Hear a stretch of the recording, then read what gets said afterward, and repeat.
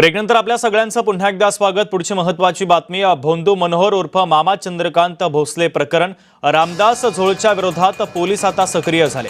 आर्थिक व्यवहारांचे धागेदोरे दत्तकला शिक्षण संस्थेपर्यंत पोहोचलेले आहेत, तर दौंड तालुक्यातील शिक्षण संस्थेवर पोलिसांची आता नजर आहे। रामदास झोळ अद्यापही फरार आहे, तर त्याचा शोध आता पोलीस घेत आहेत। राज्यभर गाजलेल्या भोंदूबाबा मनोहर उर्फ मामा चंद्रकांत भोसले प्रकरणातील तपासात आर्थिक व्यवहारांचे धागेदोरे दौंड तालुक्यातील स्वामी चिंचोली येथील दत्तकला शिक्षण संस्थेपर्यंत पोहोचले आहे। कुर्डुवाडी पोलीस या संस्थेचे संस्थापक आणि अध्यक्ष रामदास झोळ यांच्या मागावर असून झोळ अद्यापही फरार आहे।